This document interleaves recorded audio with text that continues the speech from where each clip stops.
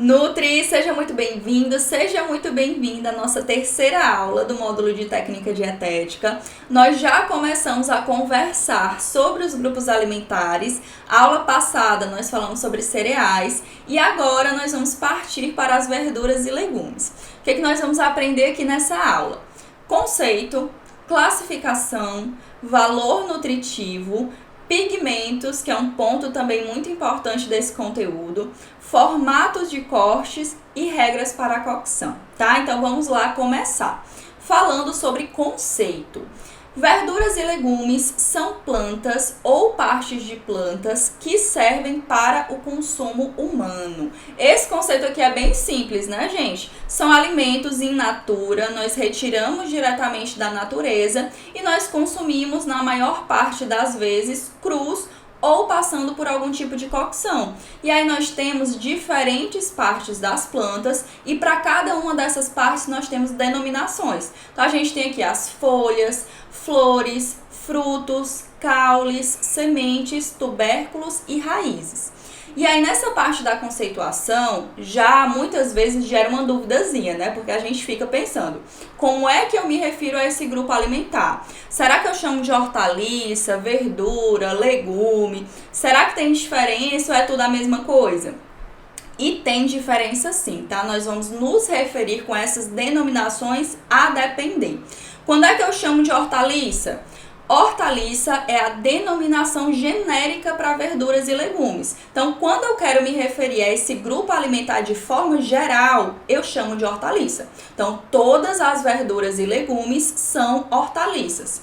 Mas verduras são só uma parte desse grupo alimentar. São as folhas, as flores, os botões ou as hastes. São geralmente ali esses vegetais verdes, folhosos, né? A gente tem aqui como exemplo espinafre, acelga, alface, agrião, brócolis, etc. Então, essa parte aqui a gente se refere a verduras.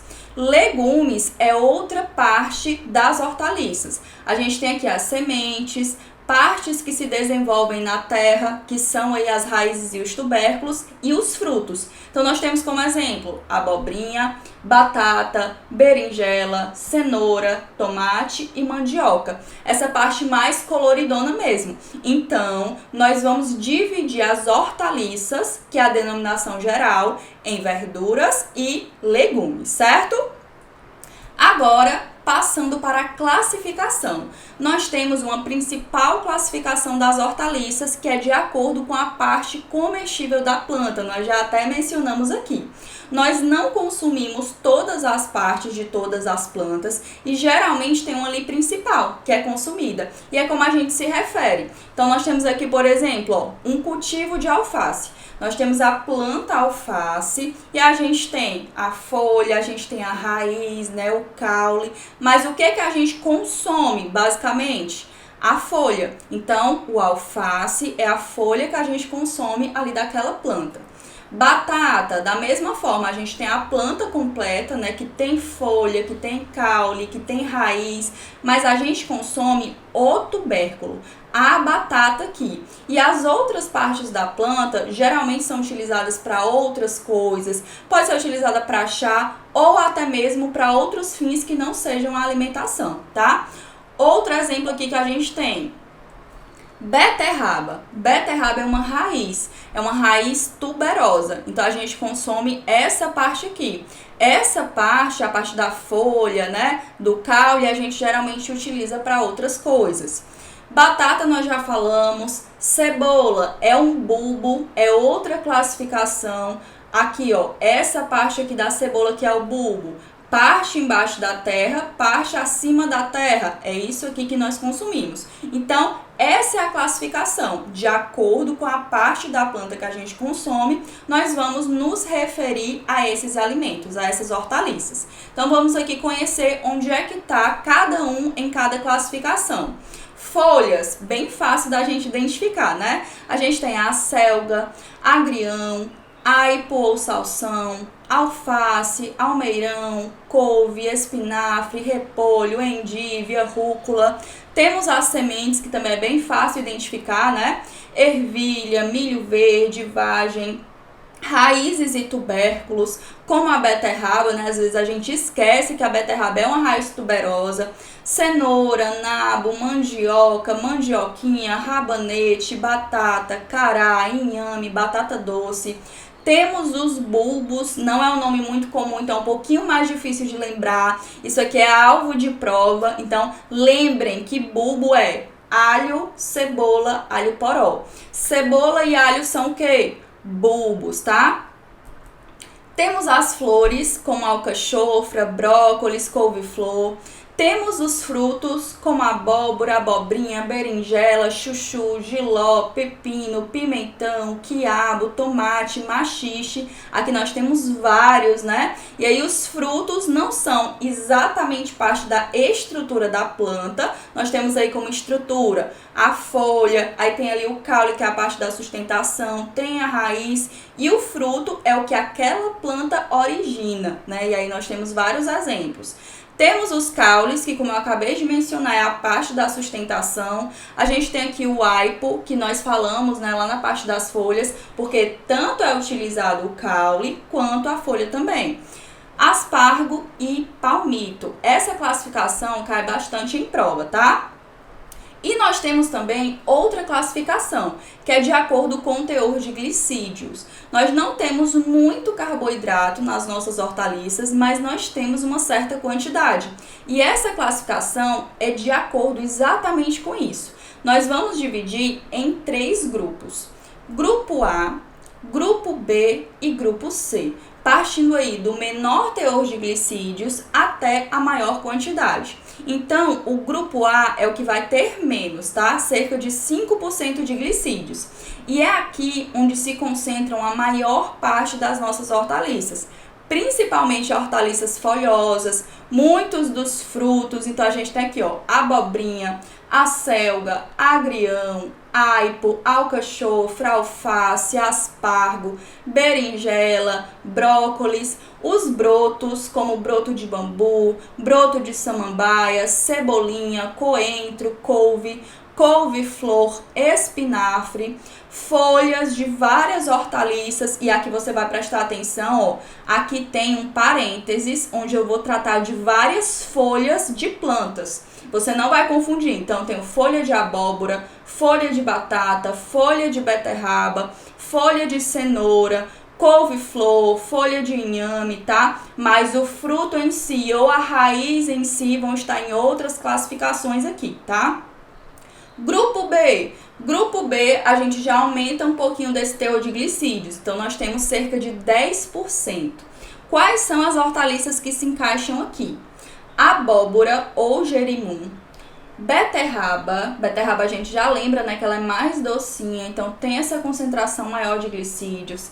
Cenoura, chuchu, ervilha verde, nabo, quiabo, repolho de Bruxelas, vagem, dentre outros. E a nossa última classificação, que é o grupo C, que tem realmente a maior quantidade, cerca de 20% de glicídios. E aí nós já vamos associar logo as batatas, principalmente mandioca, ó, aipim, batata baroa, que é a mandioquinha, batata doce, cará, fruta-pão, inhame, mandioca, milho verde e o pinhão, que é o que tem a maior quantidade, cerca de 37% de glicídios.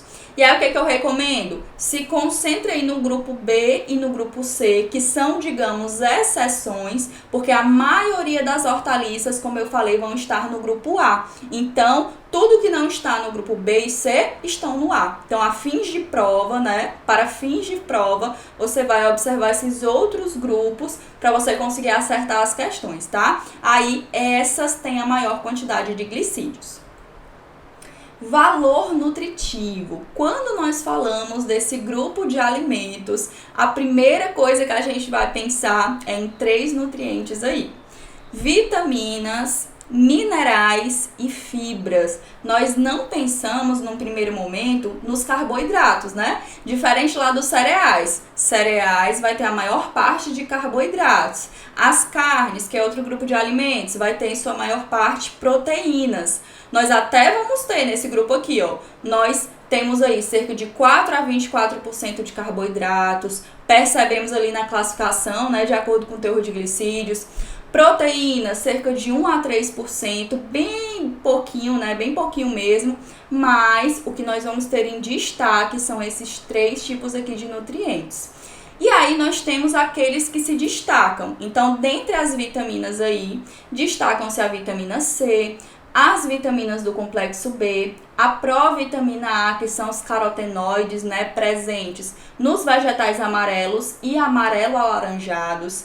Temos os minerais aí e como destaque, ferro, cálcio, potássio e magnésio. Magnésio muito presente nas folhas verdes, porque o magnésio faz parte da clorofila, então a gente vai observar ele muito presente. E temos as fibras em quantidades variáveis, tanto fibras solúveis quanto insolúveis, encontradas aí nas mais diversas hortaliças. Então, esse é o destaque do nosso valor nutritivo. Mas, além de nutrientes, nós também temos fatores antinutricionais. O que é isso? São aqueles componentes que estão presentes nas nossas hortaliças, mas que eles vão atrapalhar um pouquinho do aproveitamento integral dos alimentos, vão atrapalhar alguns nutrientes, a absorção deles. Então, a gente precisa conhecer quais são esses fatores antinutricionais, quais alimentos eles estão presentes para a gente conseguir minimizar no momento da preparação. Então, eles estão lá presentes, mas a gente consegue fazer algumas coisas para reduzir, tá? Então, vamos ver aqui quais são eles.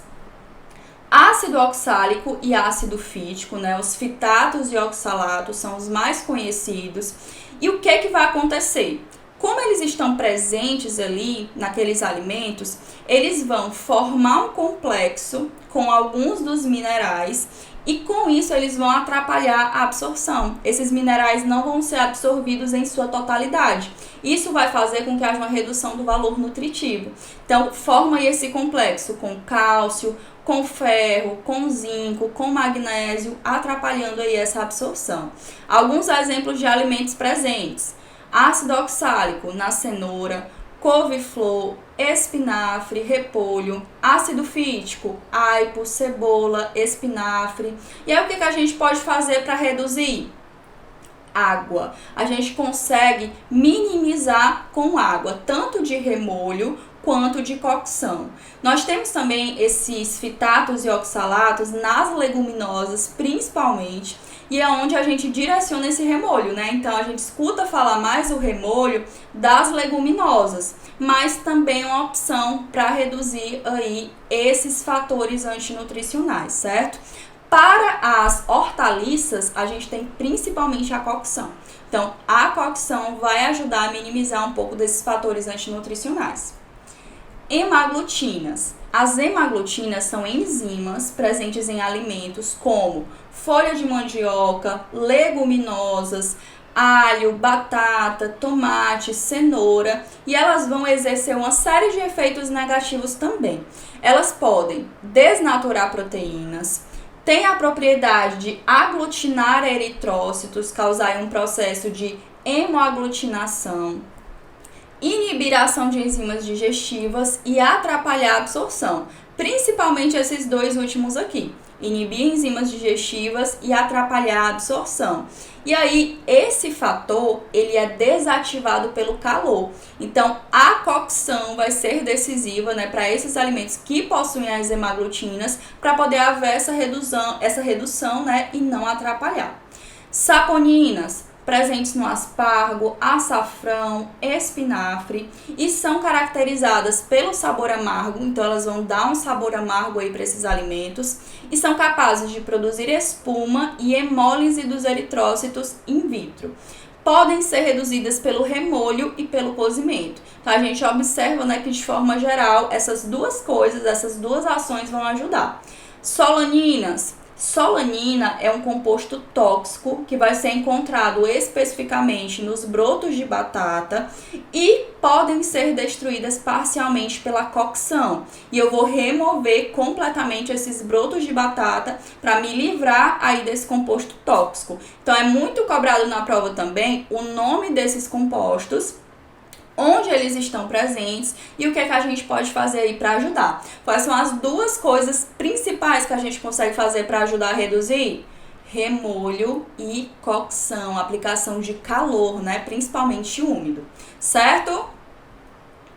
Outra coisa que nós vamos ter presentes aí nas nossas hortaliças são os pigmentos.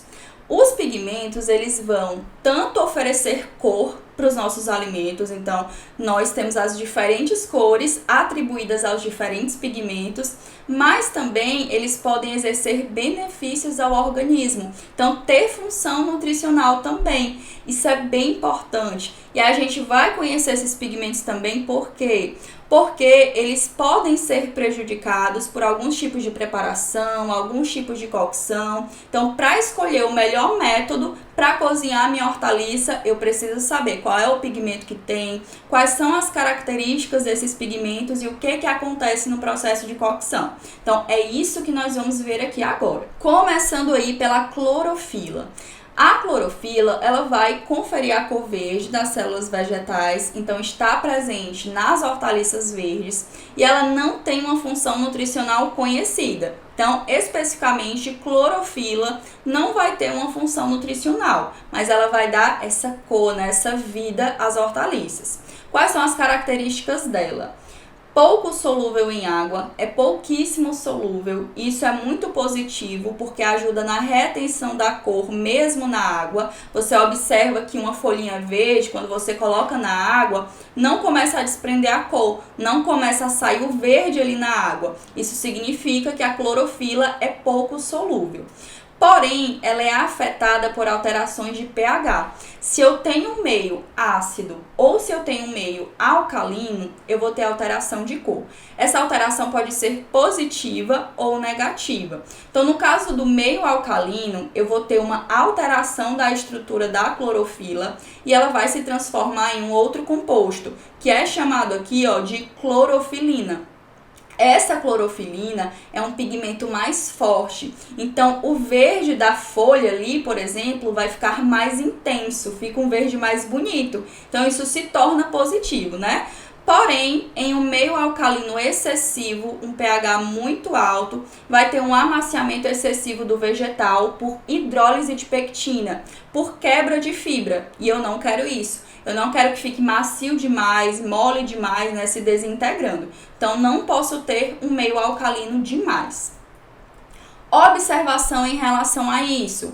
Tem muitos cozinheiros que, por saber que o meio alcalino intensifica a cor do verde, adicionam bicarbonato de sódio na cocção. Só que isso não é benéfico, isso é contraindicado, porque apesar de trazer um efeito positivo, traz um efeito negativo no valor nutritivo. O bicarbonato de sódio consegue destruir vitaminas hidrossolúveis, então eu vou perder essas vitaminas. Claro que eu não quero isso, então bicarbonato de sódio é contraindicado, tá? Em relação ao meio ácido, aí nós temos um efeito negativo na pigmentação da folha, né, do verde. Quando eu tenho meio ácido, né, geralmente adicionando aí limão ou tomate, ou mesmo pela acidificação que acontece no momento do cozimento por conta da liberação de ácidos da própria folha. Então acontece isso, né? A folha é colocada ali na água e existem ácidos orgânicos presentes ali que vão ser liberados. Então, se acontece isso, e geralmente acontece numa cocção mais prolongada, eu vou ter de novo uma transformação da estrutura da clorofila. E aí essa clorofila vai se transformar em feofitina. Feofitina é um pigmento de cor verde oliva ou amarronzada. Então fica um verdezinho feio ali. E a gente não quer isso, tá? Nesse momento de transformação ali da clorofila, existe uma observação importante. Vai existir a perda do magnésio. O magnésio é um mineral que vai estar juntinho ali com a clorofila.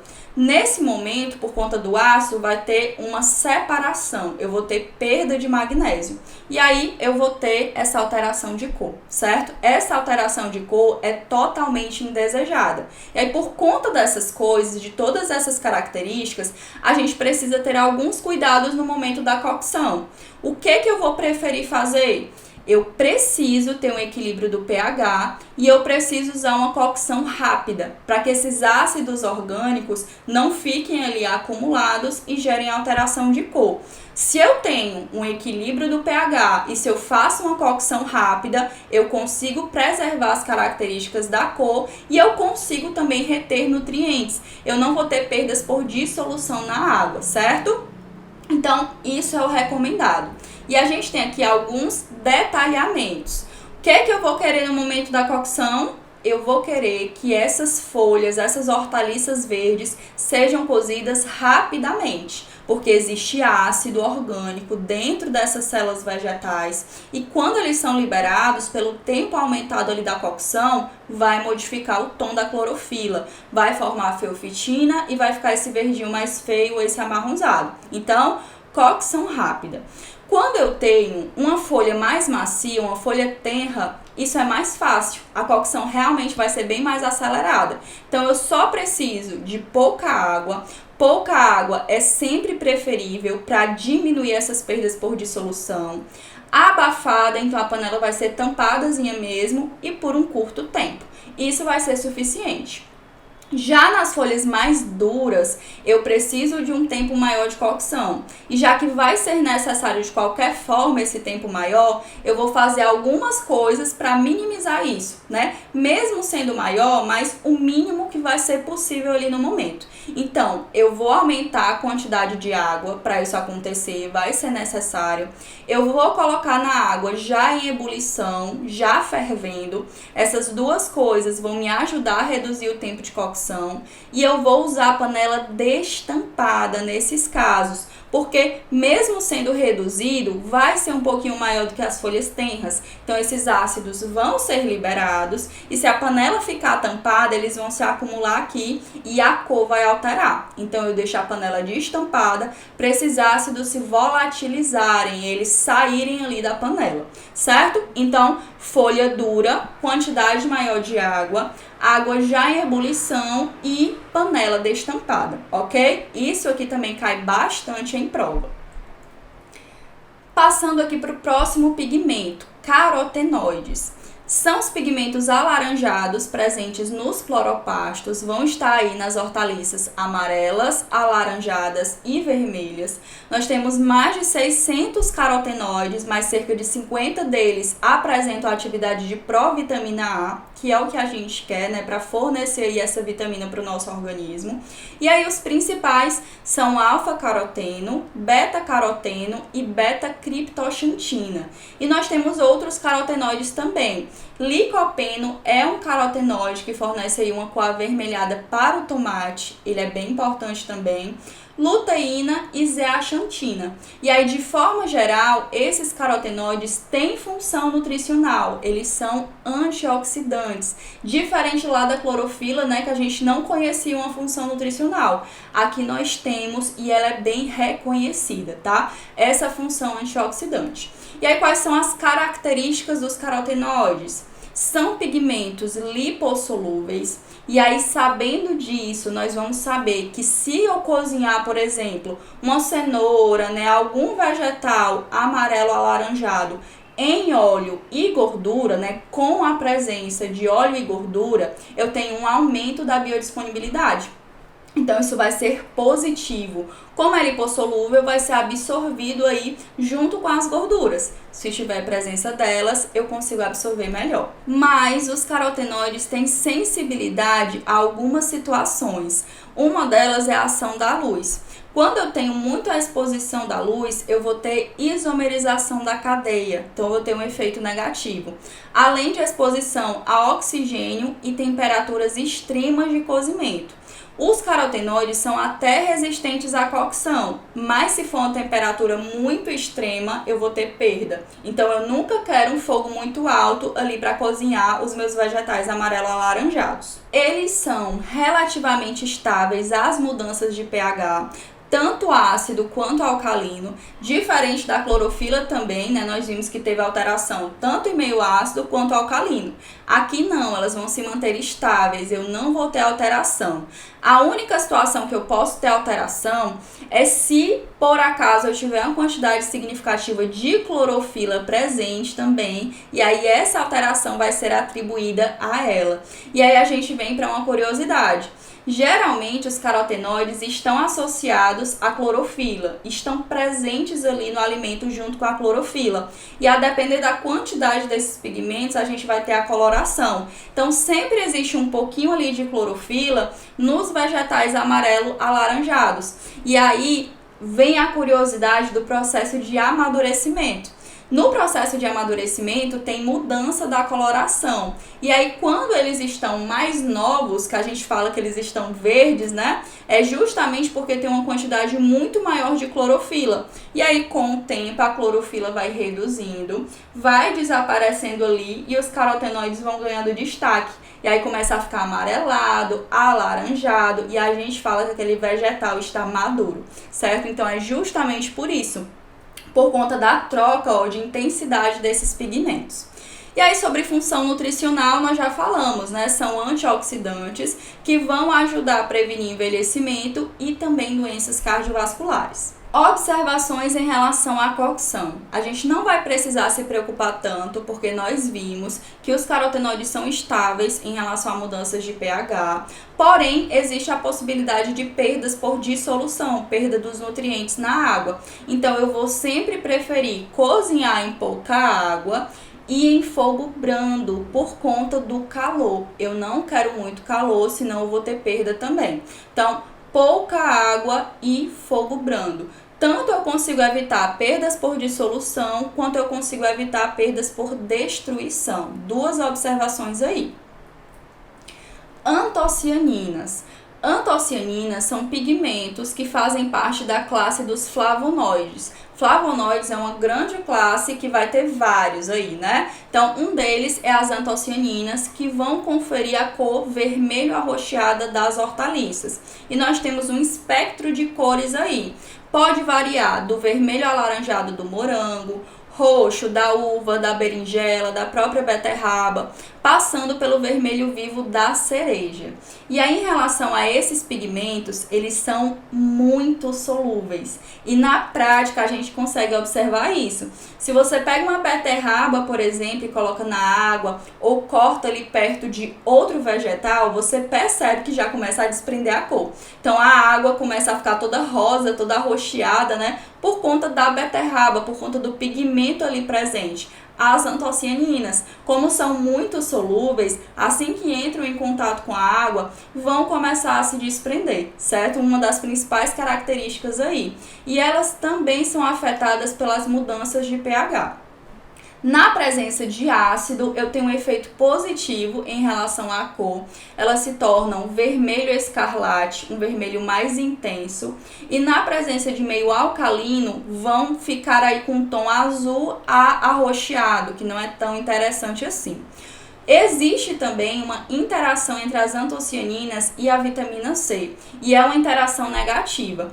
Quando elas entram em contato e interagem, tanto eu vou ter perda de vitamina C, quanto eu vou ter descoloração do pigmento. Então, interação aí importante, mas negativa. Função nutricional. As antocianinas também têm função antioxidante. Então, elas auxiliam na prevenção de doenças cardiovasculares, doenças neurodegenerativas, câncer, diabetes, inflamação, dentre outros. Observações em relação à cocção. Aqui, nos vegetais vermelho arroxeados, eu preciso evitar ou pelo menos minimizar a perda dos pigmentos por dissolução, porque realmente são muito solúveis. Então, exemplo aqui da beterraba. Eu não consigo cozinhar a beterraba em pouca água, porque sempre quando você reduz a água, você ajuda a minimizar as perdas. Porém, a beterraba é bem dura, né? Então, eu vou precisar realmente de uma quantidade de água maior. Porém, se eu deixar ela inteirinha, com casca, com parte do caule, parte da raiz, eu consigo minimizar as perdas desse pigmento. Então, isso aqui é uma estratégia. Você sempre vai raciocinar. Se eu deixar a minha hortaliça toda cortadinha, existe uma chance maior de perdas por dissolução. Se eu deixo ela inteira, com casca mais protegida, digamos assim, aí eu consigo reduzir essas perdas. Outra coisa que pode ser feita é cozinhar junto com o feijão. Isso favorece a cor de ambos por conta do contato ali, eu vou ter meio que transferência de nutrientes, né, e de pigmentos. Existe também a questão da economia de combustível, porque a gente pensa em tudo isso, né, em técnica dietética, e é mais conveniente ainda assar a beterraba, porque se eu asso a beterraba eu utilizo calor seco e aí eu não vou ter nenhuma perda por dissolução. Então são basicamente 3 estratégias para ajudar na cocção da beterraba, que é um exemplo aí dos vegetais vermelho arroxeados. Flavonas e flavonoides, que também fazem parte da classe de flavonoides. Estão presentes nas hortaliças brancas e branco-amareladas, normalmente são incolores e conferem um sabor amargo a esses alimentos. Nós temos de características principais alterações também por mudança de pH. No meio alcalino vai existir uma transformação desse pigmento e vai dar uma cor amarelada, além de escurecer com a cocção prolongada. Então, a cocção prolongada não é interessante para os vegetais que têm esses pigmentos e essa cor amarelada também não é muito desejada. Existe também interação com o ferro. Na presença de ferro, podem adquirir uma cor esverdeada ou parda. Exemplo aí da cocção da couve-flor, também não é muito interessante, né, obter essa cor. E observação em relação à cocção: pouca água e fogo brando. Quando forem duras, é aconselhável usar método de cocção por vapor à pressão, porque a cocção se torna mais rápida e eu não tenho perdas por dissolução, porque eu não vou usar a água diretamente, tá? E aí nós temos esse quadrinho aqui, que ele basicamente vai resumir e trazer algumas informaçõezinhas a mais em relação a esses pigmentos. Ele é muito importante, eu costumo dizer, né, destacar. Preste atenção nessa tabelinha aqui, porque ela pode cair na prova. Então, vamos relembrar basicamente algumas coisas que nós falamos até aqui através dessa tabela. Nós temos aí o pigmento clorofila, é um pigmento verde, é pouquíssimo solúvel, ó, tem uma hidrossolubilidade pequena, isso significa que vai ter uma retenção de cor mesmo na água. Em meio ácido, eu tenho uma alteração de cor indesejada, vai tornar-se verde oliva, né, amarronzada. Na cocção prolongada também, mas em meio álcali eu tenho uma intensificação da cor, vai se tornar mais verde. Pigmentos aqui, carotenoides. Eu tenho aqui a diferenciação entre caroteno, xantofila e licopeno. Nós não tínhamos feito essa diferenciação e a tabelinha traz aqui separado. São pigmentos alaranjados, amarelos, vermelhos. O licopeno é vermelho, xantofila amarelado e caroteno alaranjado. São, de forma geral, insolúveis. A xantofila aqui é pouco solúvel. Nós vimos que são estáveis por alteração de pH, então eu não vou ter mudança, ó, a mudança vai ser mínima, se tiver alguma alteração vai ser mínima, e se houver, a gente vai atribuir mais a clorofila, e na cocção prolongada vai escurecer, então eu prefiro um cozimento mais rápido para evitar essa alteração de pigmentação aqui. Antocianinas conferem a cor avermelhada, né, vermelha arroxeada. São muito solúveis, então eu tenho perdas por dissolução. No meio ácido, eu tenho uma intensificação do vermelho. Já no meio álcali, eu tenho uma mudança para um tom roxo ou azulado. E na cocção prolongada, não vai se alterar. Flavonas são branco-amareladas, são solúveis. Em meio ácido, ficam brancas, então vão manter a cor ali. E no meio álcali, vão ficar amareladas. Na ação prolongada, elas vão escurecer e na presença de ferro vão ficar esverdeadas ou pardas. E aí nós temos o acréscimo também nessa tabela dos pigmentos chamados taninos, que são também fatores antinutricionais. Eles são incolores, insolúveis, eu não tenho alteração em meio ácido, No meio álcali vai escurecer, então vai ser uma ação indesejada, eu vou ter um escurecimento do vegetal. E na cocção prolongada vai se anular, então na água eu vou ter perda desses taninos e eu vou ter aí basicamente uma perda por dissolução, então eu vou ter um efeito positivo. Enzimas que modificam os pigmentos. Isso aqui também é um detalhe importante, costuma cair em prova. Eu coloquei até uma quantidade maior de enzimas aí no caderno de conteúdo, mas trouxe essas aqui para destacar. Primeira delas é a polifenol oxidase. É uma enzima que está presente em alimentos, em vegetais que têm polifenóis na sua composição. E essas enzimas, elas vão interagir, vão agir sobre os taninos. O que vai acontecer? Quando eu tenho essa interação no meio com oxigênio, eu vou ter um escurecimento das frutas e hortaliças. Eu vou ter o chamado escurecimento enzimático. Exemplo bem claro para vocês entenderem. Tenho aqui uma maçã, certo? Essa maçã tá fechadinha, tudo ok.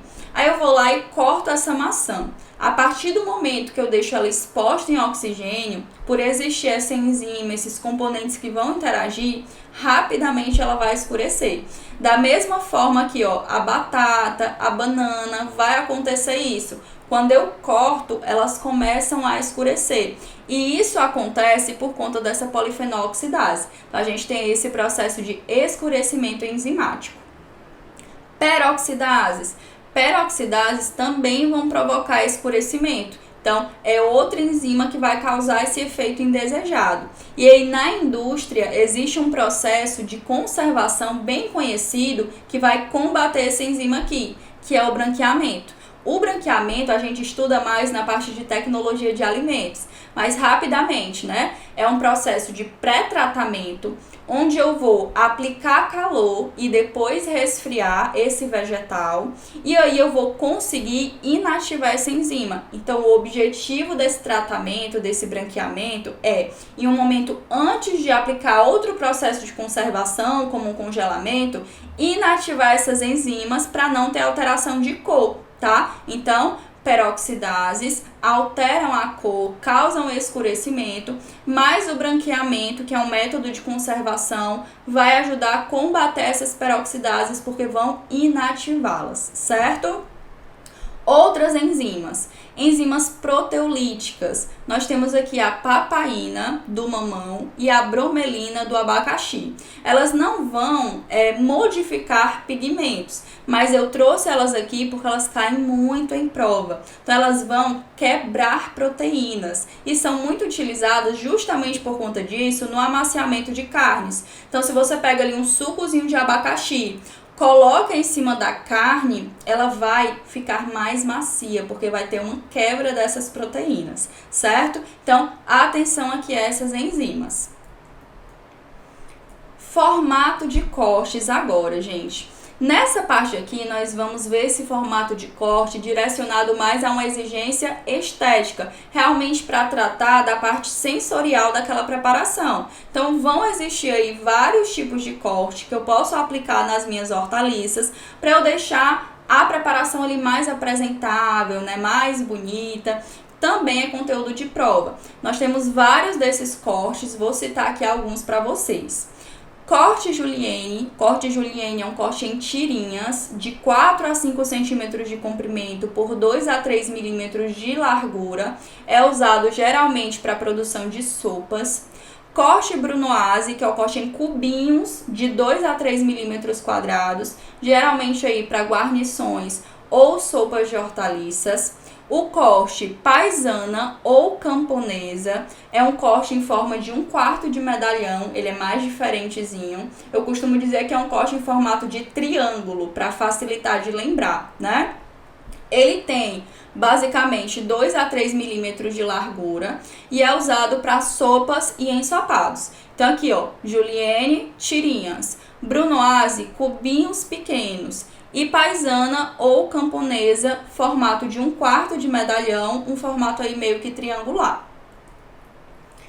Corte noisette ou em forma de avelãs. Nós temos aqui um corte que é mais direcionado para batatas e é um corte em forma de bolinhas, basicamente, tá? De tamanhos diversos, não precisam ser exatamente do mesmo tamanho. Se utiliza um cortador especial para isso e é empregado normalmente para batatas, para fritura, guarnição de vegetais compactos como cenoura, nabo, abóbora, chuchu e para acompanhar sopas, cremes e purês.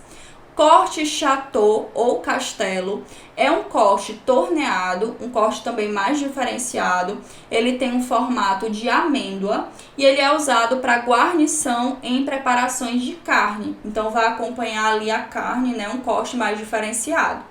Button ou bastão, o nome já está dizendo, né? Um corte em formato de bastão usado para batatas. Eles vão ter aí cerca de 5 a 6 centímetros de comprimento e 1,5 a 2 centímetros de largura. Corte alumete em formato de fósforo, vão ser tirinhas bem fininhas também, um pouco parecido com julienne ali, né? Usado para batatas cortadas em 1,5 a 2 milímetros de largura e 5 a 6 centímetros de comprimento. Então, lembrando aqui, ó, noisette, as bolinhas. Chateau ou castelo, esse formato aqui de amêndoas. Buto ou bastão, o nome já está dizendo, corte em formato de bastão. E alumetes ou fósforo, esse corte em tirinhas fininhas que vai parecer um fósforo mesmo. Corte bem conhecido aqui, ó, em formato de palha, que a gente utiliza para fazer batatas, ó, empregado em batatas para fritura. Batata palha, né, que a gente conhece muito, é esse corte em tirinhas. O corte layered, que é difícil de pronunciar, não sei se é assim, mas é um corte em formato de cilindro, tá? Pedaços aí de 3 a 4 centímetros. Chips, que também é um corte para batata, são cortes bem fininhos, como se fossem lâminas, né? Lâminas bem fininhas. E o corte jardineira, que são cortes em cubos, mas cubos maiores. Nós vimos lá no começo o brunoise, que são cubinhos pequenos. Aqui são cubos um pouco maiores, de cerca de 1 centímetro, usado para guarnições simples e mistas de vegetais compactos. Então aqui basicamente são nomezinhos de corte para você lembrar dos formatos. Não cai tanto assim em prova, mas cai também. Então, importante aí vocês conhecerem. Agora, nós vamos passar para a última parte do conteúdo, que é a parte das regras para a cocção, que é bem importante, cai bem mais. Nós vamos começar falando sobre a consistência. Eu vou sempre observar a consistência dos alimentos e qual método de cocção eu vou empregar para eu ter a consistência desejada, para deixar ali do jeito que eu quero. E existem algumas estratégias para melhorar a consistência dos alimentos. Uma das estratégias é o remolho. O remolho é utilizado justamente com esse objetivo e vai ser empregado principalmente para aqueles vegetais que são ricos em fibras, ricos em compostos celulósicos, que deixam aquele alimento mais duro. Então, o que eu quero? Eu quero deixar ali na água, para deixar a água penetrar e causar o amolecimento. Esse remolho, ele pode durar cerca de 2, 3, 4, 6 ou até mais horas. Eu não tenho um prazo padrão, né, uma quantidade de tempo padrão para aplicar esse remolho. A alcalinização da água de remolho também é uma outra estratégia. Quando eu deixo a água alcalinizada, eu consigo abreviar o tempo de cocção. Então, muitos cozinheiros utilizam bicarbonato de sódio também com esse objetivo. Tanto o objetivo de intensificar o verde, nós vimos lá no momento da cocção, quanto aqui no momento do remolho para abreviar o tempo de cocção, deixar mais amolecido. Porém, nós vimos que é prejudicial, nós já sabemos dessa informação. Vai alterar o teor vitamínico do alimento. Então, eu prefiro não utilizar. E aí é aconselhável colocar sal de cozinha a 0,7% com esse objetivo. Então, com o objetivo também de abreviar o tempo de cocção, pode ser utilizado aqui o sal. Hortaliças ricas em amido, que estão lá no grupo C da classificação, né, dos alimentos ricos em glicídios. Nós sabemos que essas hortaliças ricas em amido geralmente são mais duras. Consequentemente, eu vou precisar de um tempo de cocção maior. Quanto mais compacto, quanto mais endurecido, maior é o tempo de cocção. Então, o que eu vou utilizar de recurso para ajudar a minimizar isso? Panela de pressão ou o próprio forno em temperatura alta. Isso ajuda a reduzir o tempo de cocção e deixar essa hortaliça numa consistência melhor. Certos tubérculos, como batata e aipim, podem desintegrar-se facilmente quando excede o tempo de cocção. Então, eu tenho que ter cuidado, porque apesar de eu querer que fique macio, eu não posso passar disso para não começar a desmanchar, se desintegrar. Batata. A batata fica aguacenta se eu deixar, às vezes, com água demais ou por tempo demais. Então, eu tenho que tomar alguns cuidados. Qual é a orientação que existe para que a batata não fique aguacenta? Furar a casca. Eu vou cozinhar ali ela com casca, mas eu faço furinhos nela para que não fique com pressão demais no seu interior e a casca se rompa. Se a casca se romper, ela vai ficar mais aguacenta, porque vai entrar mais água. Então, essa estratégia aqui também é utilizada. O mesmo acontece quando a batata é assada. Então, mesmo quando ela é assada, quando ela é submetida a uma temperatura maior do que 100 graus, vai ocasionar uma formação de vapor no seu interior e pode explodir essa casca. Então, vai ser recomendado realmente esses furinhos aí para evitar que a batata fique aguacenta. Batata recheada ou ensalada. Nesses casos aqui dessas preparações, né, eu tenho um objetivo. Eu quero que aquela batata fique inteirinha, fique bonitinha. E para que isso aconteça, para que conserve a forma, eu vou preferir utilizar uma batata nova, porque essa batata nova vai ter uma qualidade nutricional diferente. Ela vai ter mais proteína e isso vai dar uma melhor consistência à batata. Quando as batatas são mais velhas, elas têm mais açúcar, pouca proteína e pouco amido. E aí elas vão se desfazer durante a cocção. Então, se eu quero essa batata recheada aqui, ó, bem bonitinha, eu sempre vou utilizar uma batata mais nova. E aí, trazendo algumas conclusões em relação à cocção dos vegetais. Eu sempre vou dar preferência a escolher vegetais mais tenros, mais macios. Eles vão cozinhar mais rapidamente em um pequeno volume de água. E eu sempre vou preferir esse pequeno volume de água para evitar as perdas por dissolução.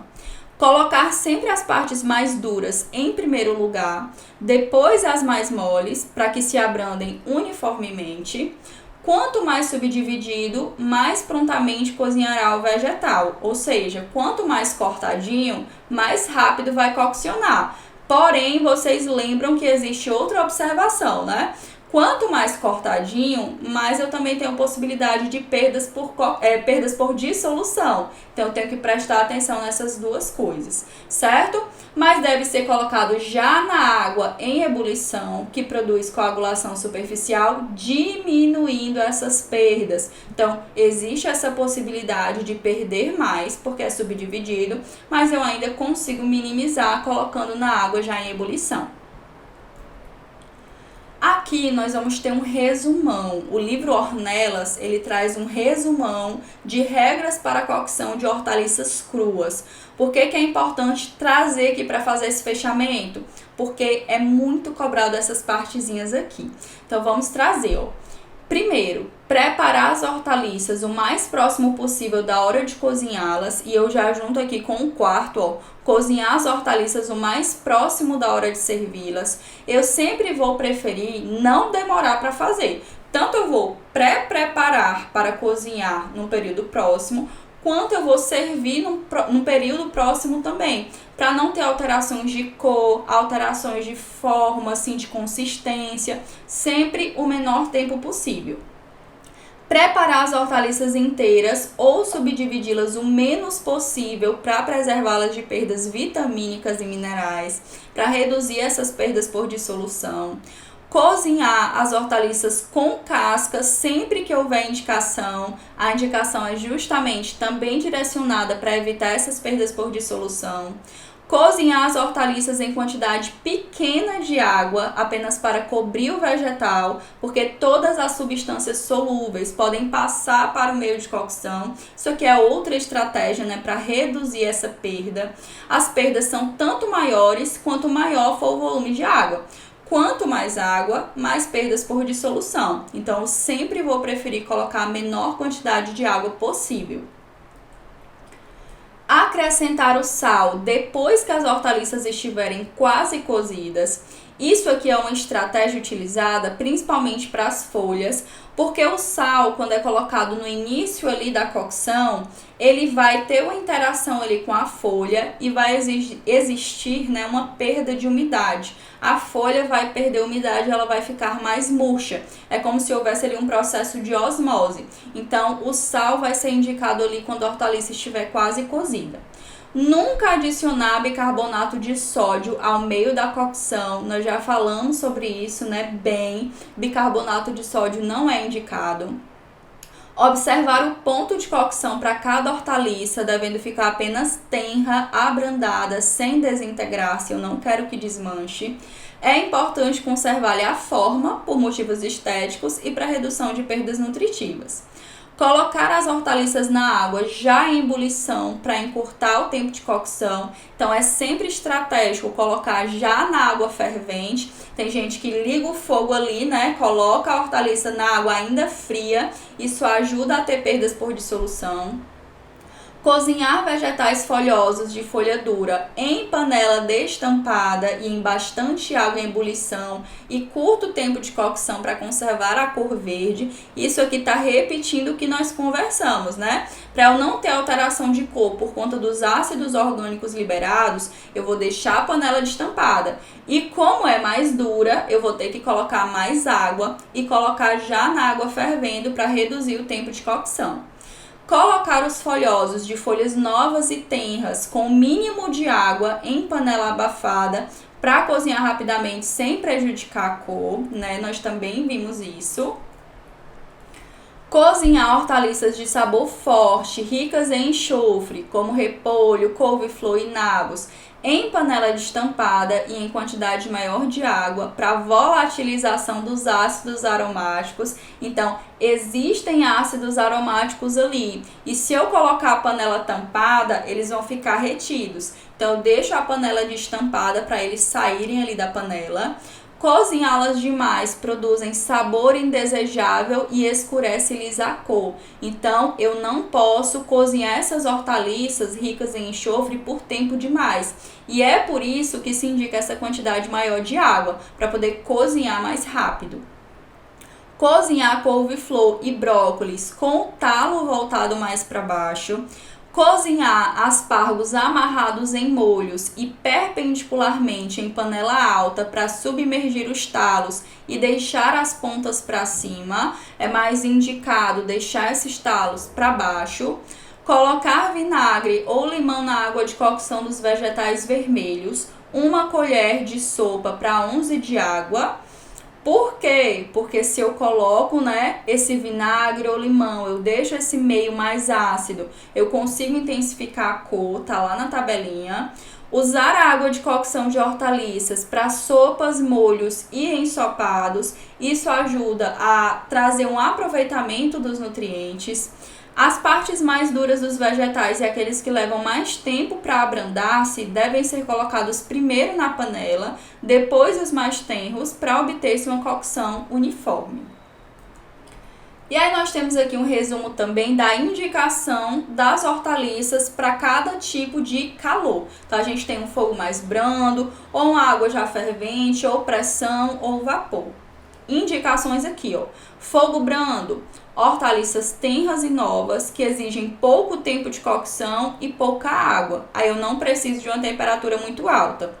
Exemplo, chuchu, vagem, cenoura, aipim e batatas. Ebulição, indicado para hortaliças menos novas, tubérculos e raízes que exigem mais tempo de cocção. Aí eu já vou colocar realmente uma temperatura mais alta, uma água fervente para reduzir esse tempo ali no momento de cozinhar.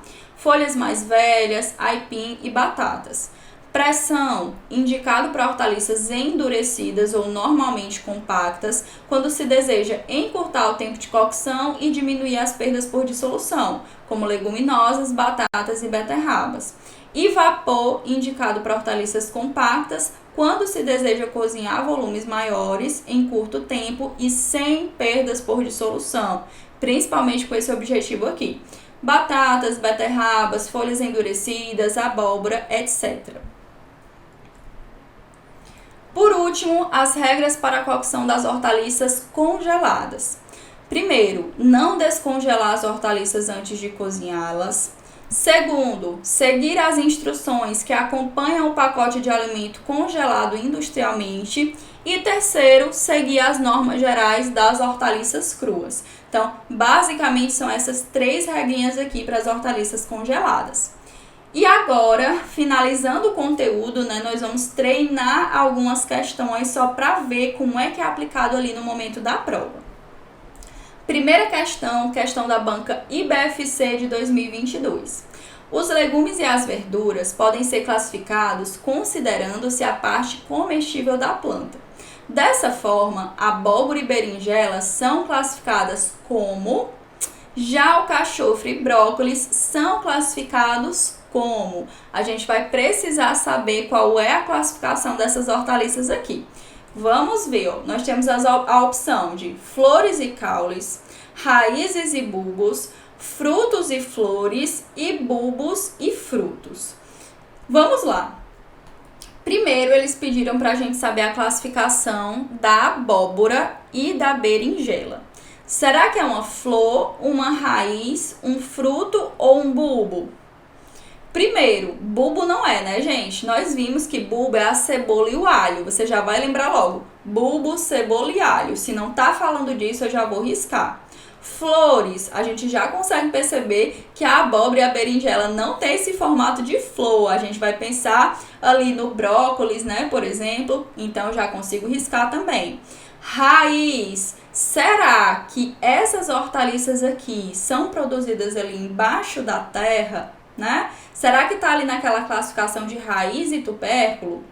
Não parece que é, né? Então, sobra a opção da gente, ó, pra gente, frutos, que é a classificação. Então, a abóbora e a berinjela são frutos. Agora aqui, alcachofra e brócolis. Será que é um caule, um bulbo, uma flor ou um fruto? Não é um bulbo, né? A gente consegue já arriscar também. Não me parece ser um caule, porque o caule é só a estrutura de sustentação. A gente tá vendo aqui, ó, que tem uma outra estrutura da planta aqui. Não é caule. E a gente sobra aqui flores e frutos. Acabei de comentar sobre o brócolis. O brócolis, ele já vem, ó, já parece uma flor, porque é essa a classificação. Tanto a alcachofra quanto o brócolis tem esse formatozinho aqui e já nos lembra essas flores. Então, é essa a classificação aqui. Gabarito da nossa questão, item C, tá? Isso aqui esse itemzinho aqui tá errado. É o item C, frutos e flores. Questão 2. Questão de prefeitura de 2019. Com relação à seleção, pré-preparo e preparo das hortaliças, está correto o que se afirma em... Vamos lá. Item A. No preparo de batata recheada para a salada, com o objetivo de conservar a forma, é recomendado utilizar uma batata mais velha, pois contém mais proteína que, quando coagulada, dá maior consistência à batata. O que vocês acham? O que nós vimos lá durante a aula? Que eu vou preferir para fazer uma batata recheada a utilização de uma batata mais nova, porque a composição é diferente. Aqui eu vou ter mais proteína, então eu vou ter mais consistência. Para fazer batata recheada, para conservar a forma, sempre vou utilizar a batata mais nova. Item B. Recomenda-se, para abreviar o tempo de cocção das hortaliças, alcalinizar a água de remolho através da adição de bicarbonato de sódio, que é um método menos prejudicial por preservar o teor vitamínico do alimento. Isso aqui, ó, muito fácil, muito claro, nós vimos na aula. Não é recomendado porque reduz o teor vitamínico, causa perda de vitaminas hidrossolúveis. Item C. Para que as batatas cozidas com casca não fiquem aguacentas, devem ser selecionadas somente batatas com casca íntegra e consistente, para não arrebentar quando formar o vapor de água em seu interior, aumentando a pressão. Esse item aqui, ó, para quem não estuda detalhadamente, pode ser confuso, né? Parece um item certo. Mas nós vimos durante a aula que eu não quero a casca 100% íntegra. Ela tem que estar com furinhos. Ela vai ser furada para que o vapor ali, a pressão, não cause ali a ruptura daquela casca, certo? Então, eu vou fazer os furinhos nela. Item D. Quanto mais subdividido, mais depressa cozinhará os vegetais, mas devem ser colocados já na água em ebulição, que produz coagulação superficial, diminuindo as perdas por dissolução. Isso aqui está corretíssimo, é o nosso gabarito. Eu sei que se eu cortar mais a minha hortaliça, eu vou conseguir cozinhar mais rápido. Porém, existe aí o aumento dessas perdas por dissolução. Então, eu vou pelo menos já colocar na água fervendo para reduzir essas perdas. Então, nosso gabarito aqui, ó, é o item D, certo? Questão 3, questão de prefeitura também. Hortaliças são alimentos que, por suas características de composição, devem ser consumidas com o máximo de frescor. Sobre os processos de pré-preparo e preparo de hortaliças, assinale a alternativa correta. Item A. As hortaliças devem ser cortadas antes do cozimento para evitar a diminuição do teor de nutrientes por lixiviação. E aí? Esse item aqui está errado. O que é lixiviação? É a mesma coisa de perdas por dissolução. Eu vou ter perdas desses nutrientes na água. Então, se eu quero evitar essa perda por dissolução, eu não vou preferir cortar. Eu vou, na verdade, preferir preparar inteira ou cortar o menos possível. Assim, eu consigo preservar aí dessas perdas vitamínicas e de minerais. Item B. Hortaliças que serão cozidas devem ser descontaminadas por imersão em solução clorada. E aí? Esse item aqui está errado e é um complemento. Nós vamos aprender aqui esse conteúdo agora. O que a referência Ornelas fala? Todas as hortaliças e frutas devem ser lavadas em água potável e escovadas as mais compactas para a limpeza inicial. Aquelas consumidas cruas merecem atenção especial, lavando-se parte por parte, folha por folha, em água corrente e imersa em sanitizante. Então, aqui no item está falando cozida. Não é a cozida, é a crua que vai merecer essa atenção, por isso o item está errado. E aqui nós temos a recomendação, ó, cloro na concentração de 300 ppm por 15 minutos, ou hipoclorito de sódio a 2,5%, 10 ml diluído em 1 litro de água por 30 minutos, certo? Item C. O uso de bicarbonato de sódio no cozimento preserva os nutrientes e conserva a estrutura dos vegetais. Olha como cai nessa parte. Isso aqui nós vimos muito bem, né? Erradíssimo, não é recomendado.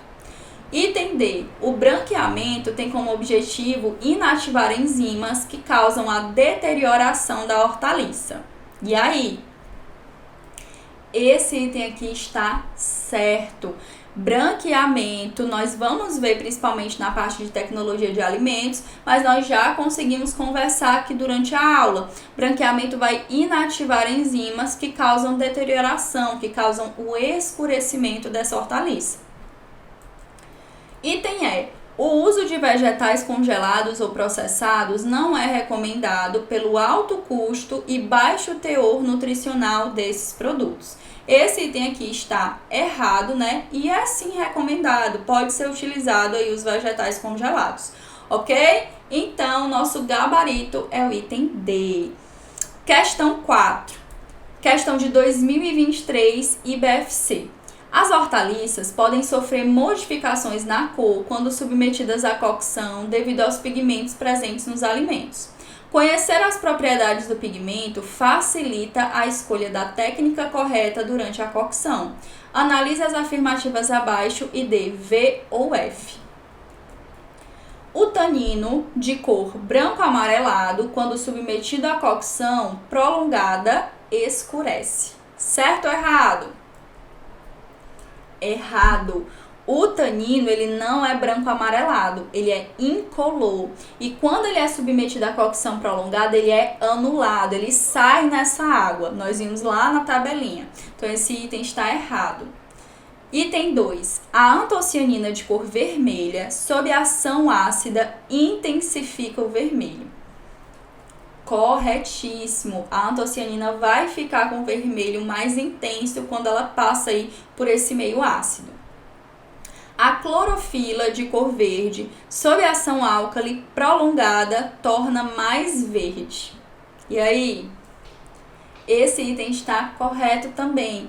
Quando a clorofila está no meio alcalino, o tom verde, né, fica mais intensificado. A xantofila de cor amarela escurece com a ação da cocção. E aí? Correto também. Quando eu tenho uma cocção prolongada dos carotenoides, nós vimos lá na tabelinha, ocorre um escurecimento. Apesar, né, de eles serem estáveis tanto no meio ácido quanto alcalino. Mas na cocção prolongada vai haver esse escurecimento. Então aqui, ó, nós temos, relembrando basicamente o que tem presente nessa tabelinha, a questão cobrou exatamente ela e o gabarito é o item D. O primeiro item foi falso, mas o restante foi verdadeiro. Então, gente, com isso, nós terminamos o nosso conteúdo. Conteúdo de técnica dietética, mais uma vez, é muito detalhe. É um conteúdo que não é tão interessante assim, né, de se estudar. Tão interessante do ponto de vista de conteúdo em si, mas é importante até mesmo para nós como nutricionistas, para a gente aprender, ter uma maior autoridade em relação aos alimentos, a cocção, a preparação.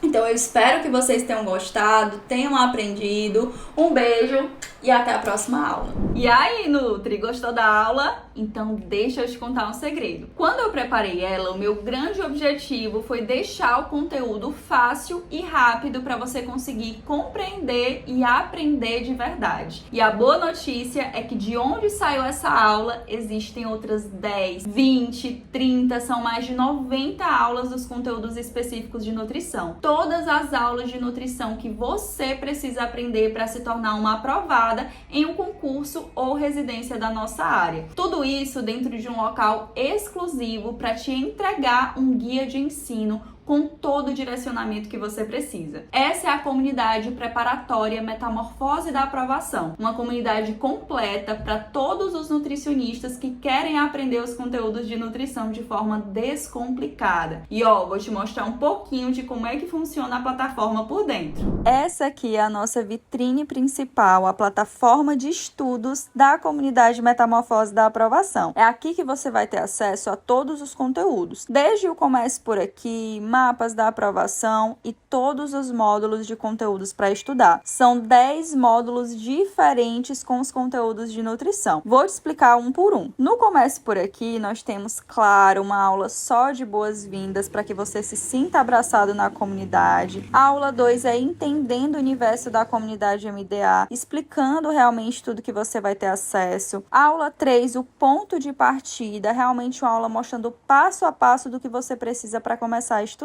Nós temos também os mapas da aprovação, que são materiais que vão te ajudar como um guia para estudar para as provas. Nosso principal é o mapa da aprovação do ENARE, mas vão ser disponibilizados também outros mapas da aprovação de diferentes provas, como o EBSER, por exemplo, né, que é um concurso aí muito esperado para nutricionistas. Outra coisa muito interessante que nós temos dentro da comunidade, claro, são os nossos módulos, começando aí pelo módulo de nutrição básica. Esse módulo tem 10 aulas diferentes, desde a digestão, absorção e transporte de nutrientes, os macronutrientes, determinação das necessidades energéticas e os micronutrientes. Para cada aula, você vai ter acesso a 3 materiais diferentes: o slide, o caderno de conteúdo e também questões para você treinar de todas as nossas mais de 90 aulas que nós temos disponíveis. Nós temos também a aba de dúvidas e de comentários que são respondidas respondidos diariamente. Todas as dúvidas você vai tirar por aqui, tá? Além disso, nós temos outros módulos, módulo de nutrição clínica, são mais de 30 aulas para você estudar. Nós temos também, além de todas essas aulas aqui, outros módulos bônus. Nós temos um módulo só de questões comentadas, encontros ao vivo, nós temos encontros mensais dentro da comunidade com conteúdos complementares. Nós temos também dossiês de prova. O que são esses dossiês? São materiais também para que você consiga conhecer as provas disponíveis por aí. Então, nós temos aqui, por exemplo, um dossiê do Enare, trazendo todo o estudo da prova, o que cai, quais são os conteúdos mais cobrados e o comentário de todas as questões com as possíveis referências. É uma mina de ouro para que você consiga estudar. Essa é a nossa comunidade Metamorfose da Aprovação, que você vai conseguir ter acesso a tudo isso. E além disso, tudo que eu mostrei, um Instagram fechado para que você consiga receber informações valiosas e também uma comunidade no Facebook para interação. Massa demais, né? Nutri, agora que você conhece a comunidade por dentro e sabe tudo que ela oferece, eu tenho um último presente para você. Por você ter acompanhado tudo até aqui, eu quero te entregar algo especial, tá? A comunidade, de forma geral, custa 12 vezes de R$ 69,70. Porém, se você clicar no QR Code que está aparecendo aqui na tela, você vai conseguir realizar a sua matrícula com tudo que eu falei até aqui, dossiês de prova, mapas da aprovação, diversas aulas, materiais, encontros ao vivo, comunidade, tudo isso com 10% de desconto. Menos de R$ 65 por mês para você ter acesso à comunidade. Nutri, eu estou ansiosa para te ter como minha nova aluna e te passar tudo que você precisa saber para alcançar a sua aprovação. Então eu te vejo em breve na comunidade, tá? Um beijo!